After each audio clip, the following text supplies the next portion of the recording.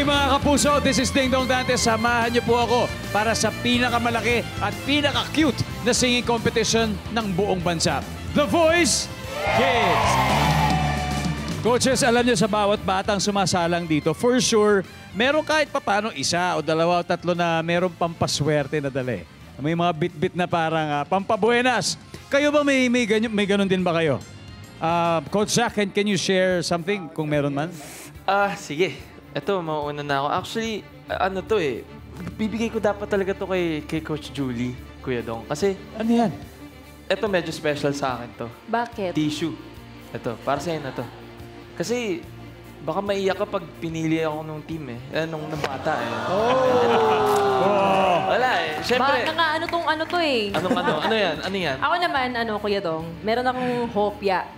Hopya! Okay. Hopya. Parang alam ko na to Yes, hopya. Pero sa Ben and Ben ko ibibigay. Okay.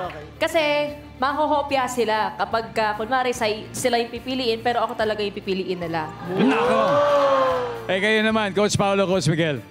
Ako, Kuya Dong, bibigay namin to kay Coach Billy.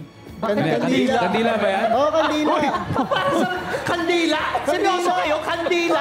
Kasi, teka. Kuya Dong, pag matanda daw, kailangan ibigay pugay. Oo, teka. Ito, magpo-prosesyon kami, Kuya Dong. Ito na. Alam mo, papunta na ako sa higa dito. Sige, alay nila yan. Hindi, kaya kandila kasi, kailangan niya kasing magdasal.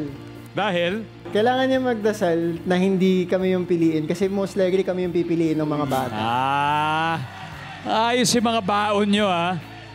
Coach Billy, yung sa'yo naman. Simple lang. Ito, lumaki ako, bigas. Bigas. Siyempre, di ba? Pampaswerte ang bigas.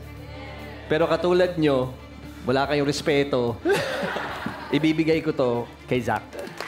Kasi, Zach, marami ka pang kailangan kainin bigas, okay?